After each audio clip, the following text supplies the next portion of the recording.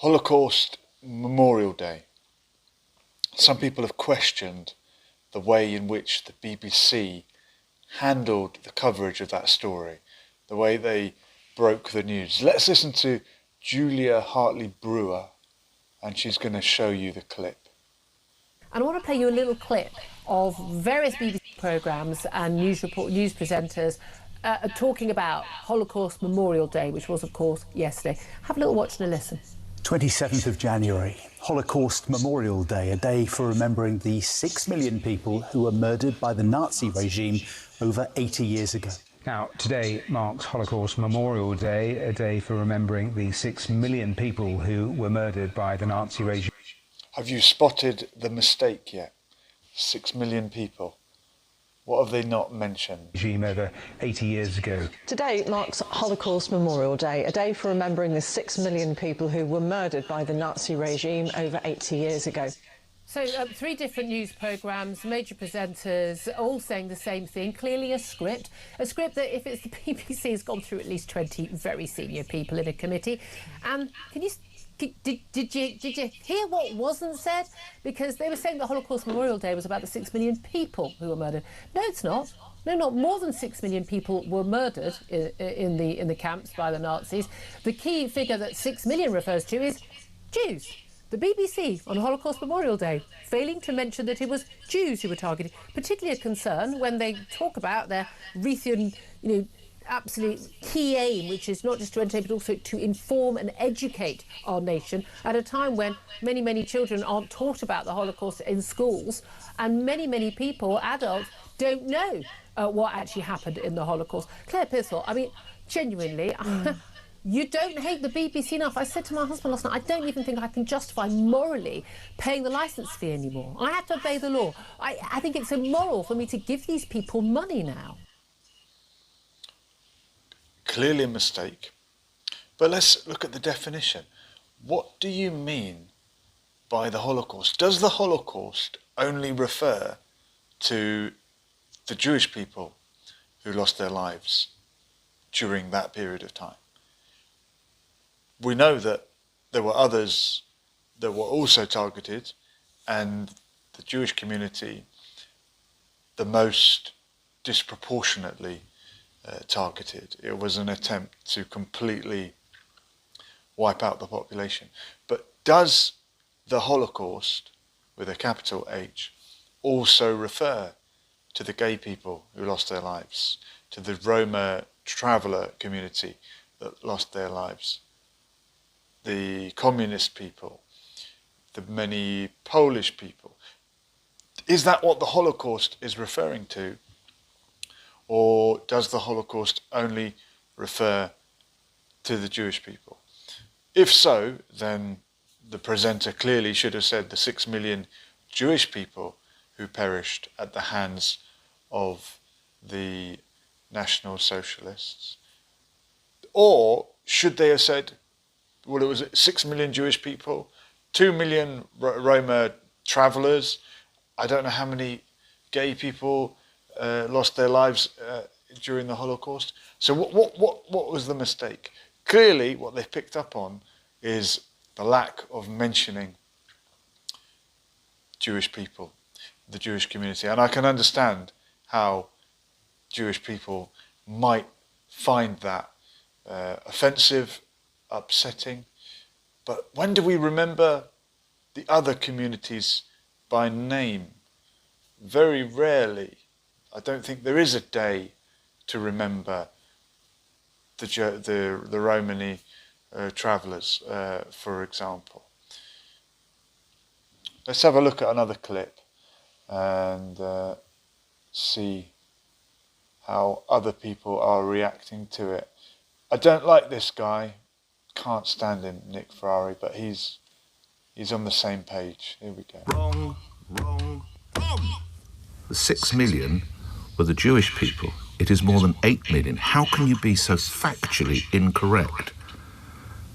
Having totally omitted news at 6 because coastal erosion in Suffolk and Carol Kirkwood's departure far more important than more than 8 million people dying in the Holocaust, 6 million of whom were Jewish people, it did just about stagger onto news at 10. 6 million Jewish people were made 6 million people, and 2.5 million people who were also killed in the Holocaust were totally ignored. That is a journalistic fail on just about every single level, and the person who wrote it should be fired.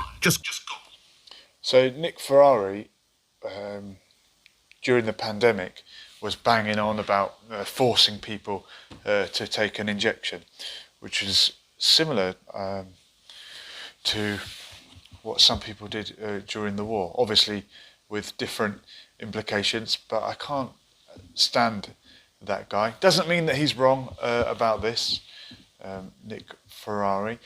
Comment here from Craig: what do you make of our immigration problem? Craig, I don't know what country you're in. What country are people pouring into your country? Are you a Palestinian who has to live next door to illegal settlements with people from all corners of the world? Where are you? Where is this immigration or emigration problem? Leon is saying hi to you. And Craig, you're from Liverpool, England. Well, the biggest immigrant community in Liverpool, I think, are the Irish, aren't they? Isn't that what the name Scouse, is that named after an Irish dish, or am I mistaken? Maybe it's a Scandinavian dish, but it was named after immigrant communities in Liverpool, and there's certainly been an influx of Irish people fleeing poverty made their way to Liverpool. Craig, I don't know if you have any Irish heritage. Is that the immigration that you were talking about? And we've got Kim Haman saying hi. Hi to you. Kenneth is saying that Liverpool is known to be the capital of Ireland. Yeah, look, there's been immigration to the British Isles, and the British and Irish Isles, for thousands of years. That's how we all got here. Immigration doesn't have to be the same, it doesn't have to be a problem. Google Chrome is saying they're not the same. False equivalency, you stupid twerp. Okay, someone's getting aggressive there. What are your views on Palestine? Well, I stand with the Palestinians. That's my view on that one.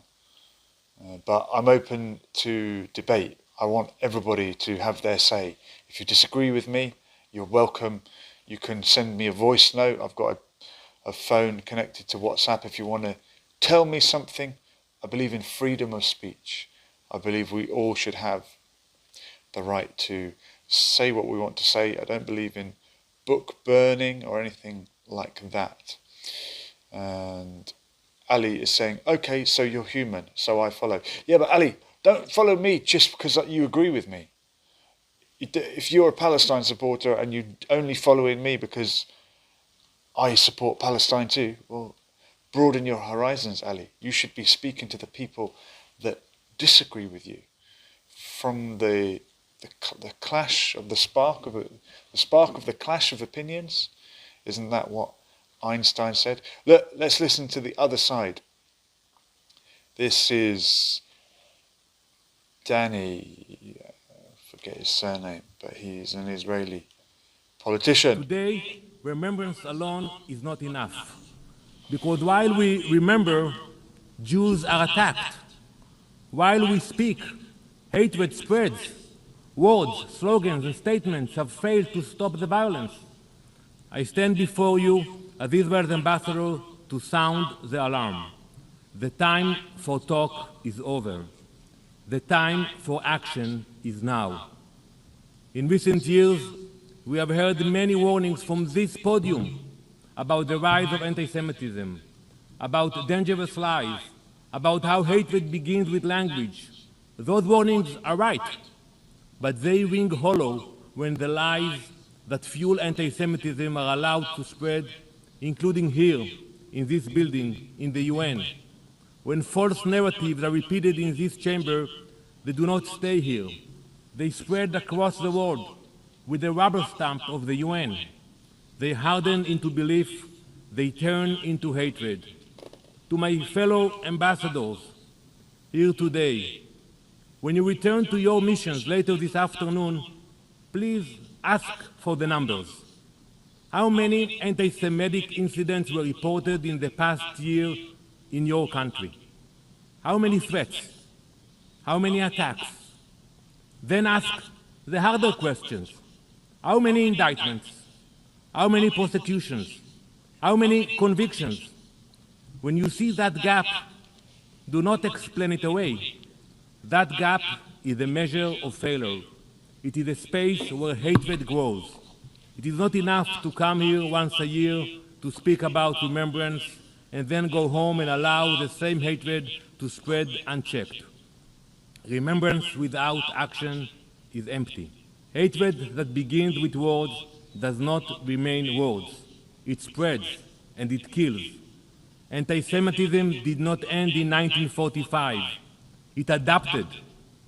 Today, it often hides behind hostility to Israel. We hear it in chants to globalize the Intifada. We see it in calls to boycott Israel. We see it on college campuses where Jewish students are harassed, excluded, and intimidated. This is not protest. This is not free speech. This has a name. The name is anti-Semitism. Okay. Was the call to boycott Russia when they invaded Ukraine, was that Russophobic?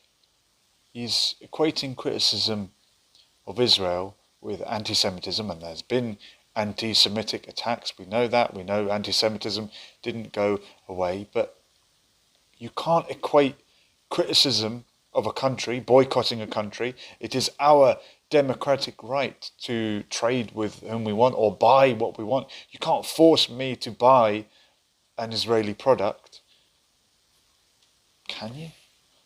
Ray is saying the Khazars are not Semitic people, so there can be no question about it. Well, you're getting into semantics there, Ray. It doesn't really make a difference whether you believe European Jewish people are the descendants of converts or of the real tribe of Israel. If you hate Jewish people because they're Jewish, then you're a hateful person, and you are wrong to do so. It doesn't matter what their DNA. I wouldn't play into that game, the idea of who is genetically Jewish and who isn't, because it's a dangerous game to be playing. Leo's saying words are literally worse than carpet bombing. I see what you mean. Ali is saying the original symbol was the candle, but they want to change it to the Star of David. I think I know the candle you're talking about. The language of love is truth, as the language of truth is love. Nemo mortalium. And that's from Kenneth. Thank you. And Vike is saying hatred never cures. Yeah, exactly. Look, we're on this Holocaust Remembrance Day, aren't we? When we say never again, we should be referring to everybody. And it did happen again since 1945. It happened in Rwanda, happened in Bosnia, happened in Gaza. There's been many incidences of genocide. We haven't learned our lesson, and it could be anybody. It could be Congo, this Kenneth is mentioning. Thank you. Sudan. Leo is saying, Ray, get the hell out of there. I don't know. Ali is saying that the Uyghurs are suffering a genocide. Okay. Well, it could happen anywhere then, couldn't it?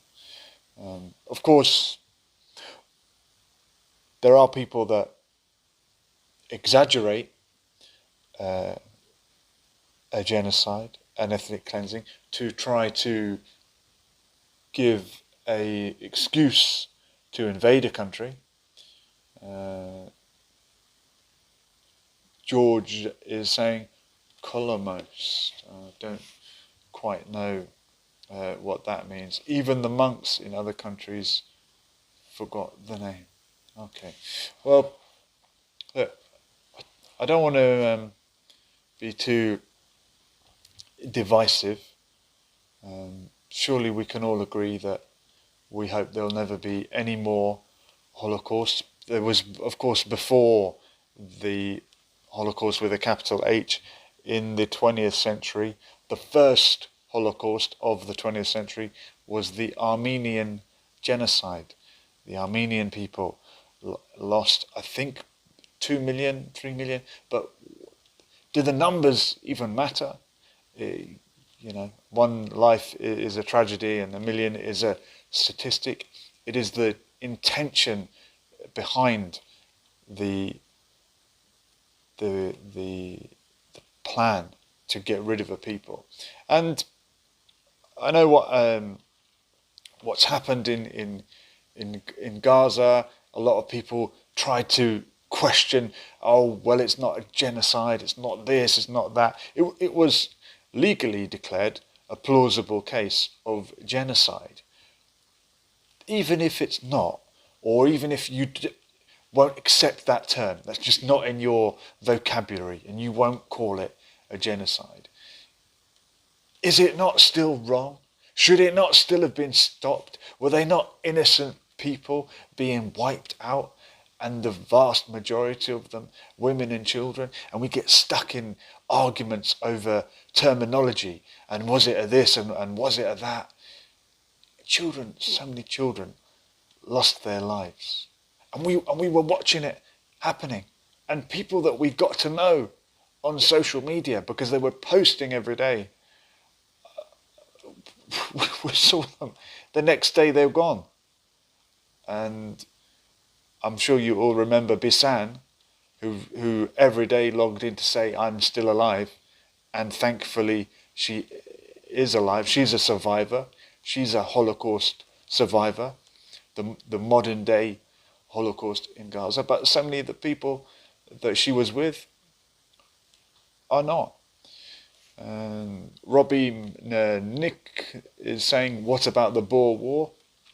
Okay, well, I don't know. What about the Boer War, Robbie? It's not a topic I'm clued up on, but I'm sure a lot of innocent people lost their lives. This was the British against the Dutch, against the Afrikaans in South Africa, if I'm correct. Boer means farmer. They're the farmer people. Kenneth is saying, whilst the media feast on the blood and the pain and the hatred. Ray is saying, I come from Europe and have had more opportunities in my life thanks to Jewish people. I have nothing to do with Zionism. Okay, there you go. Well, our friend on the screen was equating criticism of Zionism with a dislike of Jewish people. It always seems to boil down to, or one of the points that's made is that this is the only Jewish state. Criticism of the world's only Jewish state. And there are so many Muslim countries and there are so many Christian countries. Well, there's only one Russian country. The world's only Russian state didn't make it okay or legal for Russia to do what Russia did. Kenneth is saying Irish stew too. Well, look, the Irish people suffered what's known as the Great Hunger. And Gortamor, I think it's pronounced in Irish. And this is what's sometimes erroneously called the famine. Again, we get into semantics and is it okay to call it this or to call it that? Irish people dislike what happened in the 1840s being referred to as a famine because there was plenty of food, but the good food was being shipped out of the country by the British. And then when the potato crop failed, there was nothing to eat, because that was what the poor people were surviving on. So from an Irish perspective, that was an engineered famine. And we've heard about engineered famine over the last couple of years. And interestingly, at the time, it was the Ottoman Empire, the Muslim state at the time, that offered help and charity to the Irish people, and against the will of Queen Victoria, who didn't want to be shown up by the Ottoman Empire by them doing more than she was doing for the Irish people. And in fact, the Ottoman Sultan sent ships full of food and aid in secret behind her back. And for that reason, the Irish people remember the Ottoman Empire fondly. There's even football clubs with the crescent moon symbol in Dublin that remember that link. And that doesn't mean that the Ottoman Empire were great. I've just mentioned the Armenian genocide. The Ottoman Empire did many terrible things, but they did a good thing for the Irish people. And it's very hard when you're very partisan and your enemy does a good thing. It's hard to acknowledge that. If you're an Irish nationalist or a Republican and you want to portray the British as evil, the British never did anything good for us, the British did some good and some bad. The Ottoman Empire did some good and some bad. We all have to exist in this world and acknowledge that it is human nature, and any powerful government will inevitably commit some atrocities. Saif is saying, what your country? What your country? I'll let you work that one out, Saif Rajput.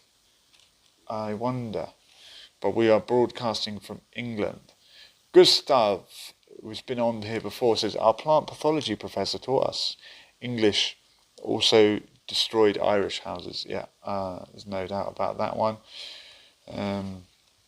Robbie Nick is saying, centralized agricultural distribution like grain in Ukraine in 1930s. So yes, we had, before the Holocaust, you also had the Holodomor.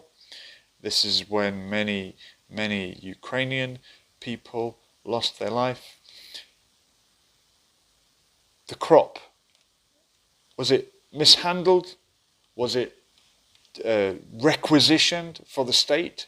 Is that why the Ukrainian people starved? Or was it just nature and farming? And I don't know enough about the Holodomor, but it is another catastrophe, human catastrophe, and it's in our nature to want to pin the blame on human beings rather than say, well, this was an act of God. But everything is God's will, isn't it?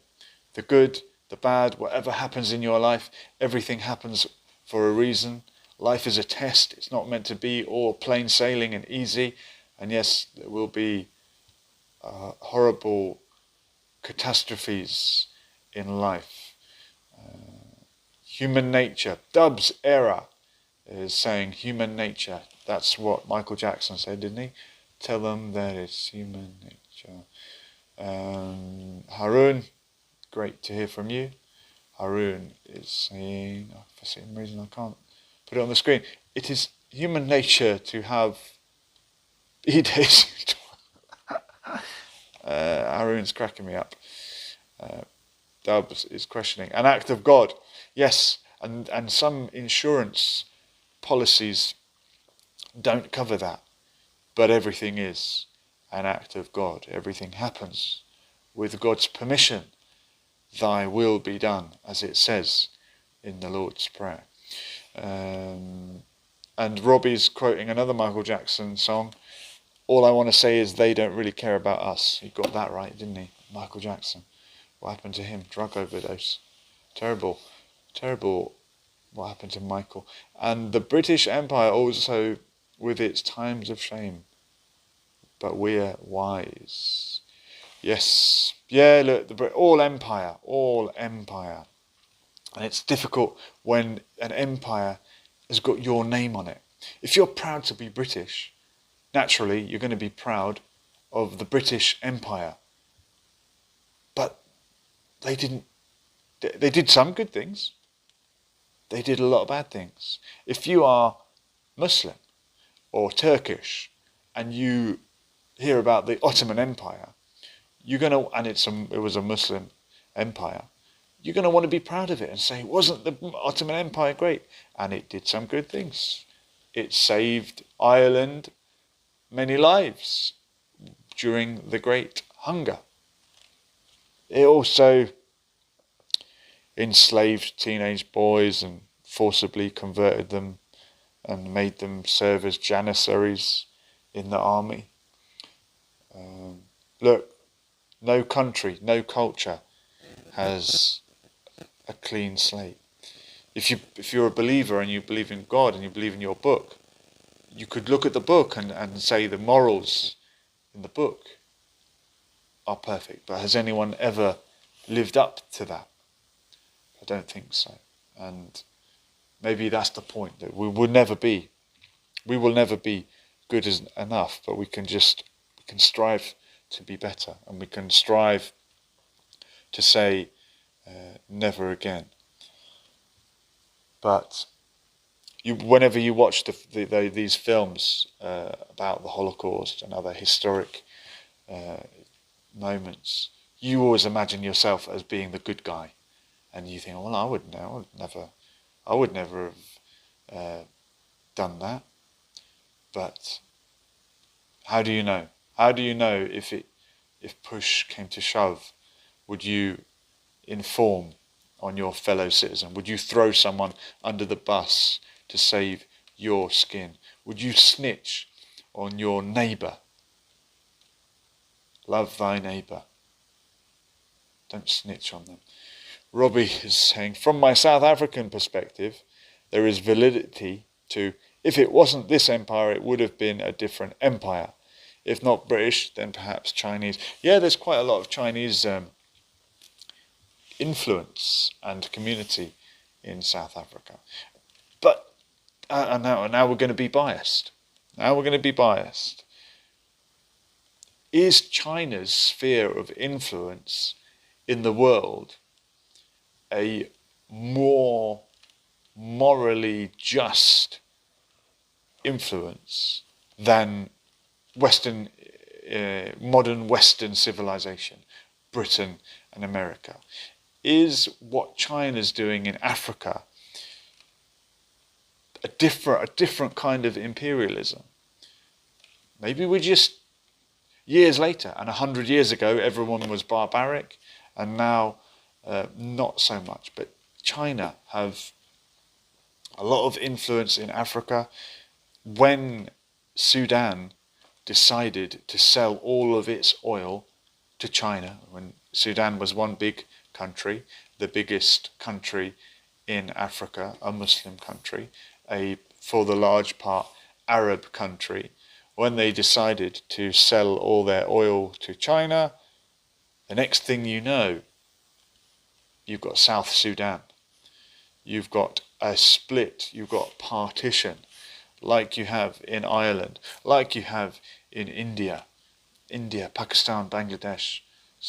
80 years ago, it was all one big country under British rule, and it could have been a big independent country.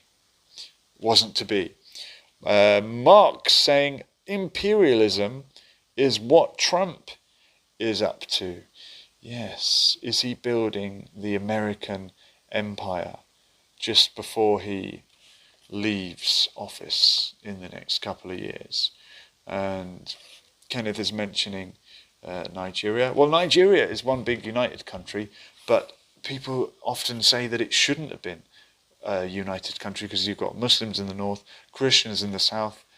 They're different culturally or religiously, and you've forced them to live in the same country. But why not? Why not have a half Muslim, half Christian country? The region of Greater Syria, when it fell into Muslim hands, when it was conquered, didn't become majority Muslim for a few hundred years.